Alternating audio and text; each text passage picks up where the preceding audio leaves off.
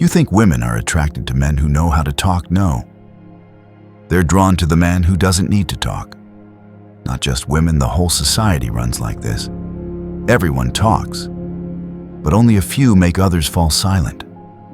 The problem is men today talk too much, especially when they feel they're not enough. Not handsome enough, so they try to be funny. Not smart enough, so they try to be philosophical. No interesting stories, so they laugh louder than others. Social media has turned them into unwilling performers, always trying to create content out of a life no one asked for.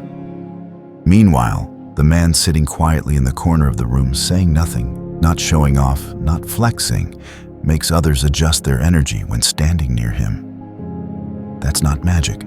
That's control. That's habit. That's strength accumulated long enough that it doesn't need to be displayed, yet still radiates. This video will show you 11 silent social habits of attraction based on psychology, women's natural choices, and Stoic philosophy. The less you speak, the more weight your presence must carry. This is Victory Stoic. We don't teach you to pick up women. We teach you to radiate an energy that makes people curious on their own. Comment silence. If you've ever fallen into the role of a social clown without realizing it. Subscribe to learn how to be silent without fading into the background. And watch until the end, because the final habit is the one weak men can never hold on to. Let's begin. Sign steadier. Hold back more than you reveal. There's a type of man that the longer you talk with him, the less mystery remains. He opens with childhood stories, fills the middle with ex-girlfriend drama, ends with why he quit his job. And in 15 minutes, you've memorized his entire life journal. People politely listen, then forget immediately. Because once everything is exposed, there's nothing left to pull you in. The opposite is the man who filters. He shares less, but enough. A detail dropped, a half-told story, a pause at the right moment. Others have to fill the gaps themselves, and it's those gaps that give him weight. This isn't a game, it's how the brain works. Professor George Lowenstein of Carnegie Mellon calls it the mystery gap, the lack of information that ignites curiosity many times stronger than when everything is laid out. The less you reveal, the longer others remember. Eric, a freelancer in Austin, was often praised by friends as smart. But he only truly changed when he learned to speak 30% less. At networking events, he stopped telling the full story of his startup journey. He'd just say, "I had a few failed projects, but one lesson changed the way I see the market." Then stop. Instantly, people asked, "What lesson?" That's when the conversation began. Eric was no longer an accidental TED Talk speaker, but someone worth listening to.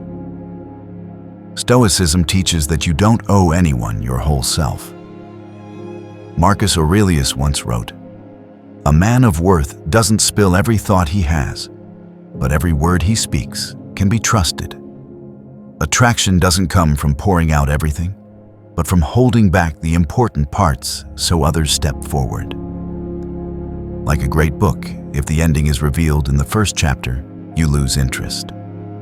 But if some chapters stay open, you get pulled in whether you want to or not. The principle here is simple, honest, but not emptying yourself. Share, but know where to stop. The attractive man isn't the one who finishes the story. He's the one who makes others want to hear the next chapter.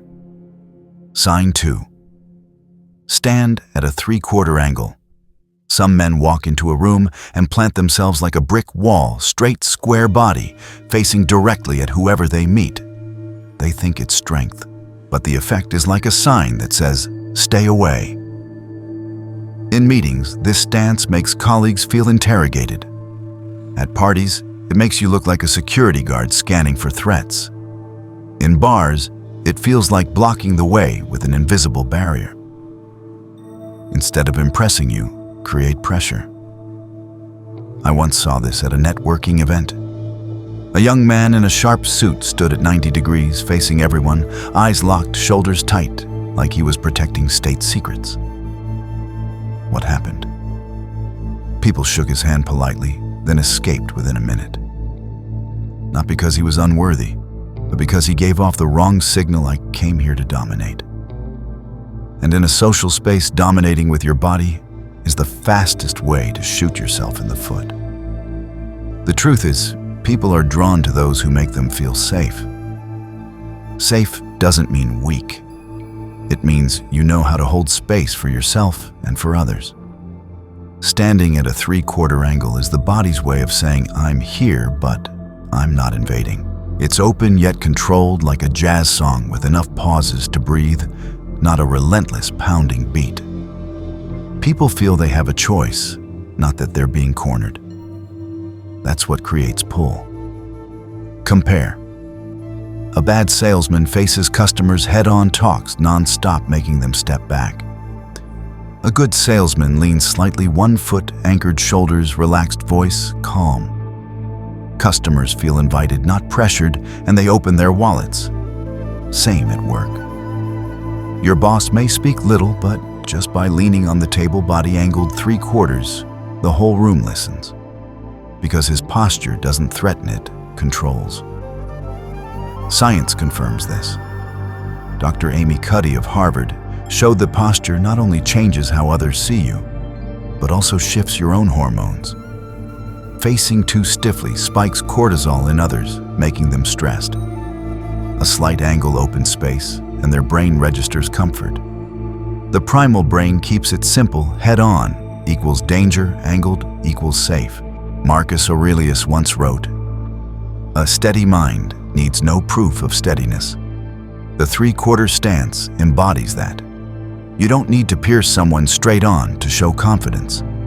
You only need to tilt slightly, like an oak that feels the wind, but never breaks. Takeaway in every social setting, from bar to boardroom: the wise man doesn't create pressure. He creates space. He doesn't face like a gun, nor turn his back like a coward. He stands angled, sending a silent invitation if you want step closer. And that silent invitation is the true magnetism. Sign 3. Don't explain why you do something. Someone asks, "Why don't you drink?" You scramble, "Stomach's weak, doctor's orders. Plus, I have work early tomorrow." The more you explain, the more it sounds like you're apologizing for having principles. Someone else asks, "Why aren't you coming with us?" You rush to justify, "I'm busy, I'm tired, I need to clean the house." The conversation ends, not with respect, but with a polite nod. Okay, whatever. Attractive men are different. They don't use a pile of reasons to defend their decisions. They just say, "I don't drink," or simply, "I'm not going," period. When you don't explain, you send a clear signal: I don't need permission for my choices. That brevity makes you credible. In social psychology, this is the power principle. The less you justify, the more others assume you have authority. A Stanford study found that individuals who gave decisive, reason-free answers were rated as higher status. The brain links brevity with certainty and long-windedness with insecurity. Stoicism has always reminded us, if you know what you do is right, don't waste words arguing. Marcus Aurelius didn't go around convincing everyone of his way of life.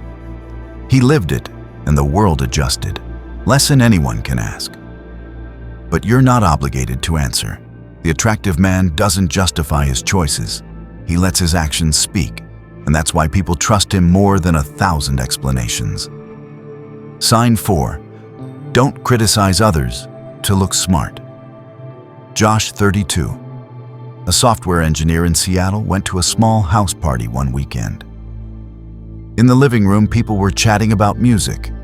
Sarah, a high school teacher, laughed and said, "I love Taylor Swift. Whenever she has a new song, I listen on repeat all week." Instead of smiling or asking more, Josh immediately shot back, "Pop is trash, there's nothing artistic. You should be listening to Beethoven or Coltrane, that's real taste." He thought he elevated the conversation. But Sarah fell silent. The group went quiet for a few seconds, then switched to talking about the fresh pizza. Josh sat there clueless as to why he'd been sidelined, still thinking, I just proved I know more. This is the trap many men fall into. They believe shining means correcting others. She says she likes Marvel. They declare superhero movies are for kids. A coworker shows off his new Japanese car. They sneer. Those wear out in a few years. In their heads, it's truth. In everyone else's eyes, it's just annoyance dressed up as fake expertise. Ordinary people think judgment shows intelligence. Reality, constant judgment makes you look like the living comment section of YouTube, noisy, predictable, and unattractive. Science backs this up. A Yale survey in 2009 found that people who constantly tore down others' opinions were rated less trustworthy and less attractive socially. Why? Because judgment triggers defensiveness, and the human brain hates being cornered. When people feel judged, they don't remember your truth. They remember the discomfort you caused. The opposite happens when you don't judge. When Sarah mentioned Taylor Swift, if Josh had just smiled, nodded, or simply asked, "What's your favorite song?" Sarah would have happily said more, and the conversation would have opened. People don't need you to teach them taste. They want to feel safe sharing. That safety is what makes you stand out. Attraction doesn't come from being right or wrong. It comes from creating space where others feel free to reveal themselves. So what should you do? First, shut your mouth when the professor in your head rises. Not everyone mentioning a pop singer needs your lecture on classical music. Second, replace judgment with a short question. Oh, what do you like about that artist? Or sounds fun, tell me more. Finally, watch the reaction when people talk more, laugh more, they're feeling comfortable. That means you're on the right track. You lose nothing but gain points for listening. Marcus Aurelius once said, "You don't need to have an opinion about everything." Stoic men know that instant judgment only reveals insecurity. True strength isn't proven by words, but by staying silent at the right time. Not judging to look smart doesn't mean agreeing with everything. It means choosing when to speak. The attractive man doesn't add points to himself by subtracting from others. He creates safety so others want to open up. And when they open up, that's when you are truly remembered. Sign 5. Always have your own plans after each meeting. Never be the available guy. Michael, 28. An IT engineer in Denver was often called the nice guy who's always available. Friends asked him out for drinks. He said yes immediately. A new girl asked for coffee. He agreed right away. A coworker needed help with small tasks. He never refused. At first glance, Michael seemed approachable, friendly, always there when needed. But one day he overheard a coworker say behind his back, "Oh, call Michael anytime, he's never busy." One short line, but enough to expose the truth. The guy who's always available is the one with nothing important going on. Here's the paradox of society. When everyone thinks always showing up is a strength, in reality it's a sign of a life with no priorities, no focus, no weight. People start seeing you as a backup option, like a plastic chair in the corner, always there, but never valued. Women pick up on this quickly. A man who replies instantly to every text, who agrees to every date without hesitation, unknowingly sends the signal, "I've got nothing better to do. I'm waiting for you." That signal never creates attraction. It only creates a sense of low value. Social science backs this up. A University of Virginia study found that people value individuals with busy schedules because the brain equates busyness with importance. An empty calendar makes others think no one needs this guy.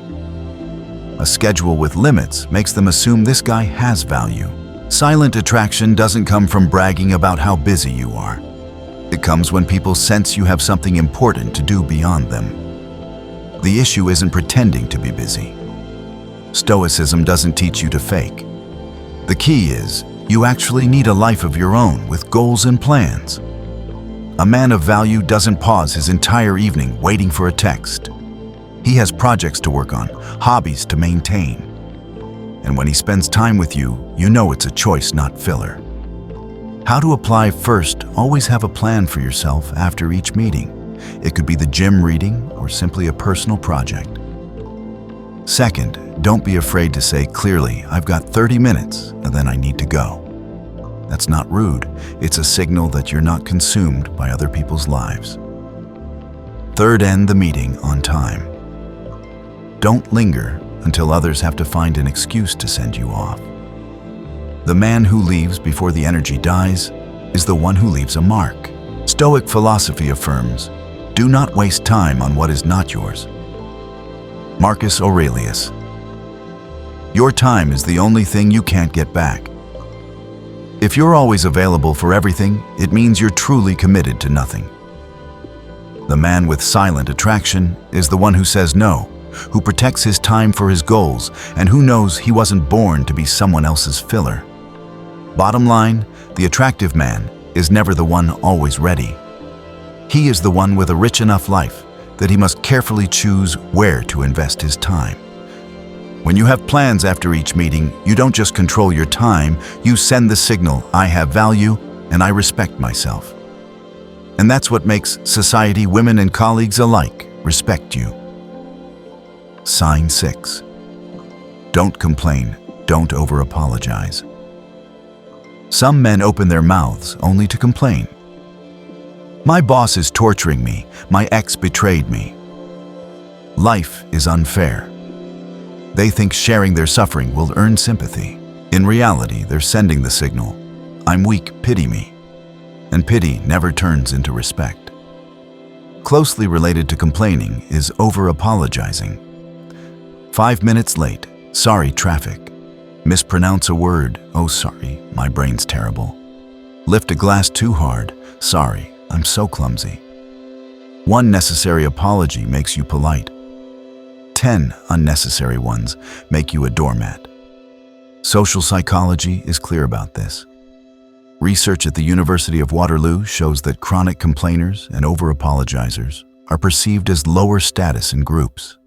The human brain links begging for sympathy with helplessness.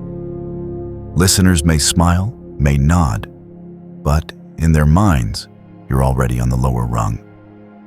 The attractive man doesn't need whining to get attention. He may face hardships, but he tells them as events, not tragedies. And he only apologizes when truly wrong, not to fill every uncomfortable pause. That restraint makes his words carry more weight. Epictetus once said, "Do not hope for pity from others. They have their own sufferings." Stoic men don't beg for compassion. They keep dignity even in failure. Take away complaining and over-apologizing don't make you more likable, they make you less respected. The man of presence doesn't beg for empathy. He stands tall, takes responsibility, and lets calmness create his pull. Sign 7. Speak 10% slower than the person you're with. Picture a Friday night bar in Chicago. Neon lights flashing, music pounding, and at the counter sits Jake, 30 insurance broker. He's talking with a group he just met. Actually not talking, spitting words. He blasts through stories about his job contracts, Vegas trips so fast the bartender 2 meters away can hear. The group forces polite laughs. A woman sips her beer, eyes drifting elsewhere. A man pulls out his phone.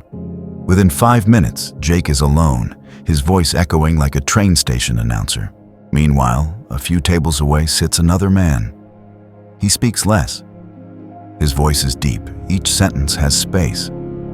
The people with him lean in, waiting for him to continue. The atmosphere is different, slower, deeper, magnetic. Here's the mistake men make. They think talking fast means smart, means control. In reality, it just makes you sound like static on a radio. The louder it gets, the more people want to turn it off. People don't remember how many words you squeezed in. They remember the suffocating feeling you left. Jake later said to a friend, "I don't get it. I said so much, but they weren't interested." Of course, Jake. You weren't conversing. You were sprinting a marathon with your mouth. People don't want to chase. They want to walk at pace.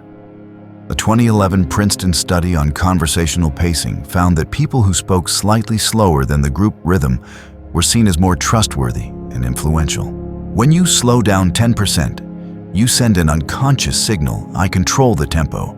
I'm not swept away. The listener's brain syncs with you, their breathing slows, their heartbeat lowers, and they connect that safety with you. Contrast with Noah, 38, a lawyer in New York. In a trial, he faced the jury. The opposing side spoke fast, pressing hard, hammering details. When Noah's turn came, he slowed down, lifted his eyes, breathed, dropped each sentence like a gavel. The room fell silent, waiting. Not because he said a lot, but because each word held its ground. Noah didn't dominate with speed. He dominated with pace. And in society, slow pace is the pace of control. Marcus Aurelius once wrote, "Do not be hasty in speech, for once words are spoken, they are no longer yours." A Stoic man knows silence sometimes carries more weight than speeches. And when he does speak, slowness itself makes his words commands. How to apply: simple. First, notice your partner's speed. If they're fast, slow down 10%. If they're slow, keep your breath as the anchor. Second, practice pauses. 1 second of silence after a sentence makes the meaning sink deeper. Third, don't fear the gap. Gaps aren't the enemy. They're the stage that makes your words echo. Fast talkers are fireworks, bright, loud, gone in seconds. Slow talkers are embers glowing, radiating, lasting long after the conversation ends.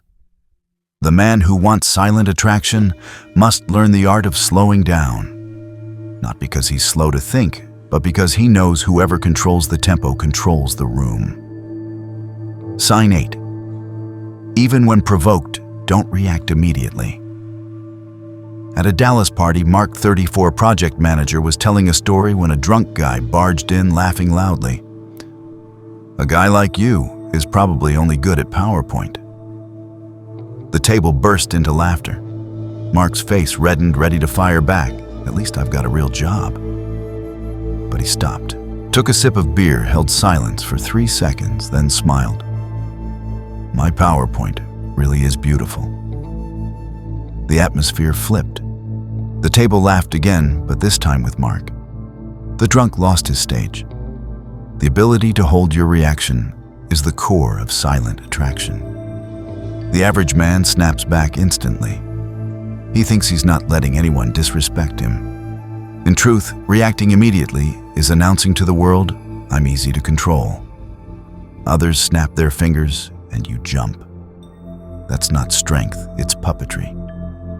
Psychology calls this the amygdala hijack, when the emotional brain takes over before reason has a chance. The ones who master the first 3 seconds are the ones with real social intelligence. They don't give others the power to set their heartbeat. And paradoxically, that pause makes you look stronger. Just like in poker, the winner isn't the one who shouts loudest, but the one who keeps a straight face while holding fire. In relationships, this is even clearer. This is even, a woman tests you with a jab. "You're always so busy, no one could put up with that." The weak man scrambles. No, I'll make time for you, I promise."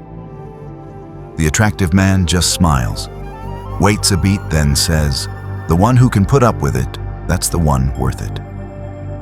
That pause turns the jab into a stage for his confidence. Marcus Aurelius wrote, "When someone offends you, remember it is you who gives them the power to offend." Stoicism doesn't say feel nothing. It says choose when and how to respond. And sometimes the wisest response is not to respond right away. Less than 3 seconds of silence can decide whether you're a puppet or a man of presence. The impulsive man dives into fire and burns. The calm man stands outside and lets the fire die on its own. In society's eyes, composure before reaction is the highest signal of strength, not because you didn't notice, but because you saw it all and still chose to stay steady. Sign 9. Don't try to fix the atmosphere. Don't smooth over discomfort. Some men panic at silence. A girl across the table pauses for a few seconds, and he instantly throws in small talk, a weak joke, or even pulls out his phone. Hey, check out this funny video. In a meeting, when the group goes quiet to think, he blurts, "Guess everyone fell asleep, huh?" The result that the atmosphere feels even heavier. He thinks he's saving it. In reality, he's just proving I can't handle discomfort. The truth is, silence won't kill you. It only kills your value if you rush to patch it. In female psychology, the cold pause is often a test. In society, silence is a signal of processing information. The man who nervously fills the gap sends the message, "I'm afraid of being left behind." The man who calmly lets it pass sends the message, "I control myself, and I don't need distraction to exist." Chris, an architect in San Francisco, once faced this. After his presentation, the client went silent. The team grew restless. A colleague was about to chime in, but Chris raised his hand to stop him, calmly poured more water, and stayed quiet. Seconds later, the client nodded, "Good. We agree." Not because he said more, but because he didn't break the silence. A University of Michigan study shows tolerance for silence directly correlates with the confidence others assign to you. Simply put, whoever doesn't tremble at silence is perceived to hold control. Stoicism teaches the same. Epictetus once said, "If you tremble at silence, you've already given it power." How to practice? When someone goes quiet or distant, don't rush. Breathe, sit still. And if you must speak, let the next sentence be short, heavy, sharp. On a date, instead of babbling, just smile and ask, "What are you thinking?" In a meeting, instead of breaking silence with a bad joke, say, "Maybe we need a few seconds to process this." The attractive man doesn't run around patching the air. He stands steady like a pillar in the storm. That steadiness is what makes others want to stay close. Sign 10. Dare to end the conversation first. A classic mistake men make, stretching the conversation out of fear of losing the chance. Adding more stories, extra jokes, lingering 10 more minutes. The result, you don't leave an impression, only fatigue. People remember you like a song replayed so many times, it becomes annoying. In contrast, the attractive man knows when to stop, even if the conversation is flowing well when he senses the peak. He smiles, "Great talking with you. I have to head out now." A simple line, but it sends a clear social signal. I choose the timing, not the circumstances. Social psychology calls this the Zeigarnik effect. People remember unfinished interactions more than completed ones, which means when you exit a little earlier than expected, people think about you more. Research at University College London shows that in social settings, the one who ends first is often perceived as higher status because the brain assumes they have more important things to do. Stoicism backs this. Marcus Aurelius wrote, "Do not waste time in empty talk. Withdraw when you must and keep your energy." A man who ends things doesn't lose anything, he simply keeps his weight intact. Lesson in dating, work, or social life: don't linger until the energy dies. The one who decides the ending holds the position, and if you leave at the right moment, you're the one who stays in their mind. Sign 11. Don't brag about achievements. Let actions show results. You've seen the type of guy who walks in and immediately fires off. I worked at Google, I ran a marathon, I read all of Nietzsche. He thinks that list impresses people. In truth, it just makes them tired. Bragging about achievements is like carrying a loudspeaker. The louder it is, the cheaper it feels. The attractive man is different. He doesn't need to say it. He lets actions presence and others' reactions speak. You see the scratched watch on his wrist, it tells of projects he's been through. You see how colleagues listen when he talks? It tells of real credibility. He doesn't say, "I'm busy and successful," but you feel it in every gesture. That's the strongest social proof, what doesn't need to be said, yet everyone sees. Psychology calls this implicit signaling. Harvard research shows achievements others discover by chance leave twice the impression compared to when the person brags. Because the brain assumes what's obvious is true, what's boasted is doubtful. Marcus Aurelius never advertised himself as a great emperor. He simply did his daily work and let history speak. A Stoic man understands reputation is not a slogan, it's the aftertaste people are left with once they've met you. Lesson: the greater the achievement, the quieter you should be. Actions reveal results. Bragging dilutes value. Silence turns it into weight. Conclusion: silent attraction doesn't lie in how many words you say or tricks you use. It lies in how you show up. Others may not understand why, but they always sense the weight of a man who controls himself. The attractive man isn't the chaser nor the pleader begging to be liked. He doesn't patch silence, doesn't seek permission to exist. He is the man with a center, with direction, with weight. Stoicism doesn't turn you cold. It shapes you into someone who controls. Control so you don't tremble before silence. Control so you're warm when needed, but never weak from needing acceptance. Remember, you don't need to shout for the world to hear. You only need to stand firm while everything else shakes.